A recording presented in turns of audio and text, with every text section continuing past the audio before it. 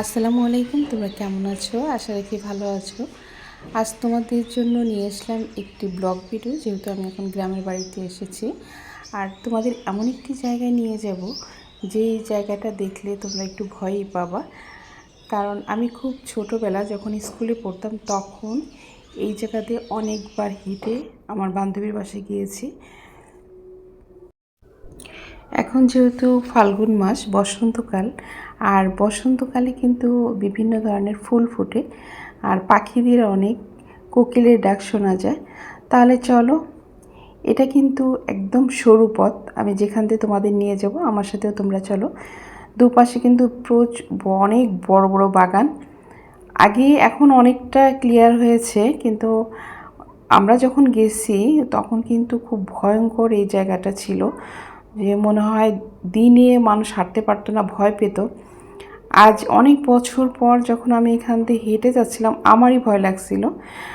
ওদের বাড়িটা আমি অনেকের কাছে জিজ্ঞাসা করছি, ওরা বলছে কি আসেন এদিক দিয়ে, কিন্তু তারপর কেন জানি আমার ভয় হচ্ছে, যেহেতু আমি আর আমার আম্মা আমরা গিয়েছি।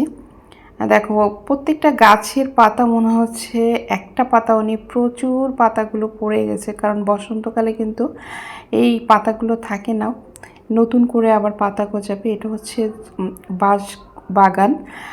শুধু বাঁশ বাগান বললে ভুল হবে, আশেপাশে কিন্তু অনেক ধরনের গাছপালা রয়েছে। আর এই পাশটা হচ্ছে বাঁশের ঝাড়গুলো, আমাদের এলাকায় ঝাড় বলে। আর এই দেখো অনেক পাতা, এটা কিন্তু জ্বালানি হিসাবে, গ্রামের মানুষ কিন্তু জ্বালানি হিসাবেও এই পাতা ব্যবহার করা হয়। আর খুব সুন্দর এটার জ্বালানি হিসাবে অনেক কিছুই রান্না টান্না করা যায়।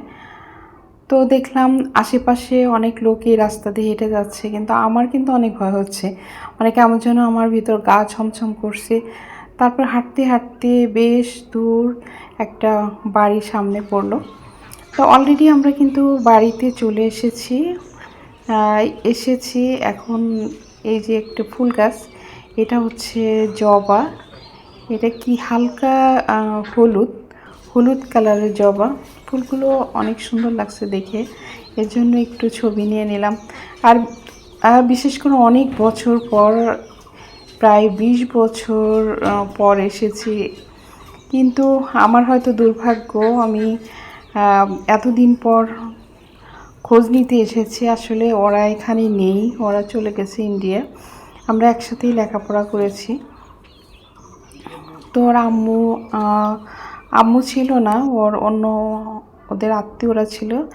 এই যে গোবর দিয়ে, মানে জানি না কোন এলাকায় কি করে, এই যে গোবর দিয়ে, আমাদের এলাকায় মুঠে বলে, মানে এক এক এলাকার এক এক ভাষার, কোন এলাকায় এগুলো করে জানি না। আমাদের এলাকায় আগে দেখছি, এখন অতটা দেখি না।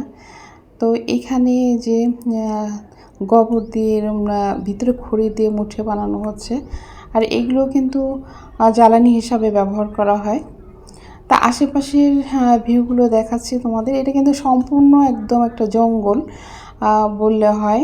তা জঙ্গলের ভিতরই বাড়ি, কিন্তু সারাদিন ভালো লাগে, দেখতেও সুন্দর লাগে, বাইরের দৃশ্যগুলো ভালো লাগে।